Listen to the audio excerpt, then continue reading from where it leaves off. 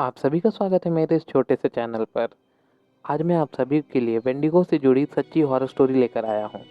जिन लोगों को वेंडिगो के बारे में नहीं पता, उन्हें बता दूँ, वेंडिगो एक शैतान होता है जो वेस्टर्न रीजन में पाया जाता है। लोग इससे काफ़ी ज़्यादा डरते हैं, और डरे भी क्यों ना, ये शैतान सबसे ज़्यादा खतरनाक होता है शैतानों में। इसके अपीयरेंस इतना ज़्यादा डरावना होता है कि किसी भी इंसान को हार्ट अटैक आ जाए इसे देखकर। वेंडिगो दिखने में बहुत ही ज़्यादा लंबा होता है और पतला होता है। इसके इंसान जैसे हाथ होते हैं, मगर उन पे पंजे होते हैं जो काफ़ी ज़्यादा बड़े और नोकीले होते हैं। इन्हीं पंजों से ये किसी भी बड़े से बड़े जानवर को फाड़ के खा सकता है। ये इंसानों जैसा दो पैर पे खड़ा भी हो सकता है। इनका सर किसी हिरन की तरह होता है और मुंह लोमड़ी या भेड़िए की तरह लंबे नोकीले दांतों से भरा होता है। इनमें कई शैतानी शक्तियाँ होती है। जिन भी लोगों ने अपनी जान इसे देखने के बाद बचाई है, वो बताते हैं कि ये इंसानी आवाज़ जो उनके परिजनों की थी, वो निकाल कर इन्हें अपने पास बुला रहा था, ठीक किसी स्किन वॉकर की तरह। विदेशी सरकार इनका अस्तित्व बाहर नहीं आने देना चाहती है। इसका मूल्य कारण तो मुझे नहीं मालूम, मगर सच्चाई छुपाई नहीं छुपती है। ज़्यादातर इन्हें जंगल के आसपास के एरिया में देखा गया है। जंगल में रहने की वजह से ये बाकी जंगली जानवरों को भी अपना शिकार बनाते हैं, मगर इनका सबसे पसंदीदा आहार इंसान का मांस ही होता है।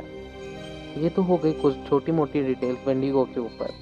अब आते हैं अपनी आज की स्टोरी के ऊपर। ये इंसिडेंट एक रेडिट यूज़र ने पोस्ट की थी। वो अपना नाम और लोकेशन नहीं बताना चाहते, तो चलिए उनकी आप बीती जानते हैं।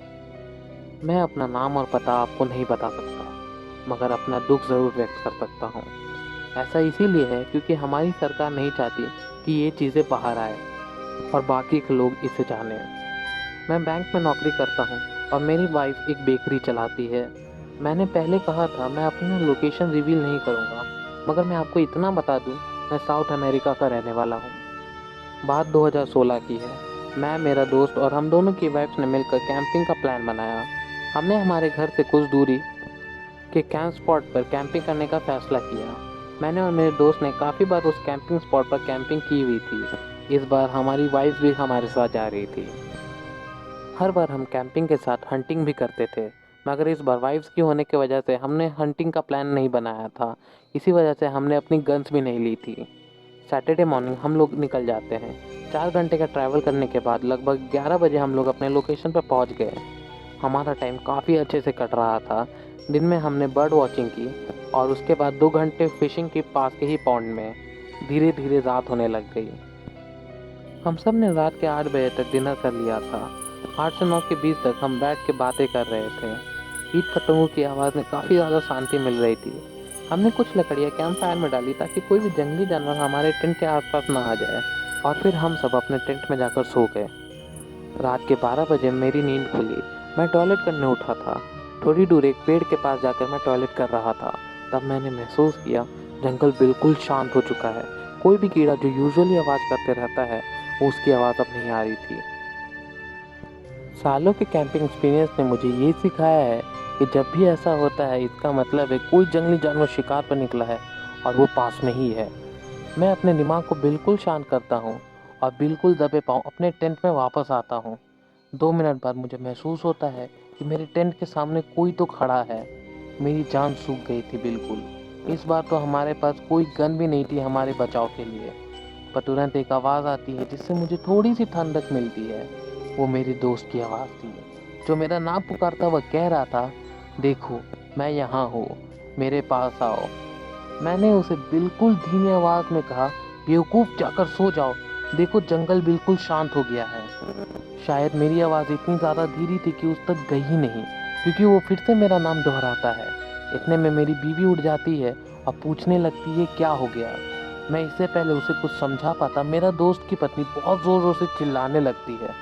हम दोनों जल्दी से टेंट के बाहर निकलते हैं और इसी बीच मेरा दोस्त चिल्लाने लगता है। मुझे लगता है इन दोनों ने ज़रूर से कोई बड़ा सा जंगली जानवर देखा होगा आसपास। मैं जब टेंट के बाहर निकला तो देखता हूँ कि मेरा फ्रेंड और उसकी वाइफ भाग रहे हैं दौड़कर मेरे अपोजिट साइड में। मैं जब पीछे मुड़कर देखा तो मेरी सांस अटक गई। मेरी बीवी भी चिल्लाते हुए भाग जाती है। असल में जो मेरा नाम ले रहा था वो मेरा दोस्त नहीं था।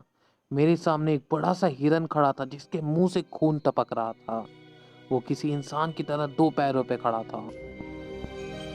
मैं वहीं जम गया था। मुझे पता चल गया था कि अब मैं नहीं बचूंगा। वो राक्षस मेरे ऊपर कूदता है और अचानक से उस पर कोई फायर कर देता है।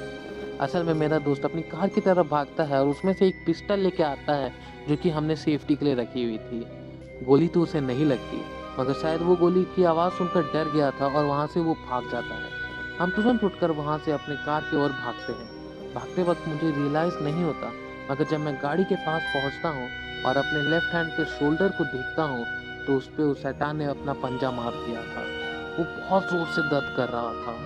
मेरा दोस्त गाड़ी चलाकर हमें तुरंत 3-4 किलोमीटर आगे लाता है और मेरी बीवी रोते हुए मेरे हाथों में पट्टी लगाती है। हम वहाँ से तुरंत फॉरेस्ट डिपार्टमेंट जाते हैं।